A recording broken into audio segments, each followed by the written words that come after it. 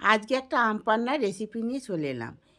গরমের দুপুরে বাইরে যেতে কার ভালো লাগে, ওই জন্য বাড়িতেই তৈরি করে নিলাম। এর জন্য দুটো আম ভালো করে ধুয়ে কুকারে দুটো সিটি মেরে নিলাম।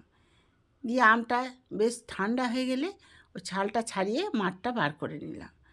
ভালো করে আম দুটোর মাড় বার করে নিয়ে এবার ওটা মিক্সিং জারে দিয়ে এবার একে একে চিনি গুঁড়ো করে রেখেছিলাম, গুঁড়ো চিনিটা দিয়ে দিলাম। ওই 5-6 চামচ চিনি গুঁড়ো করেছিলাম।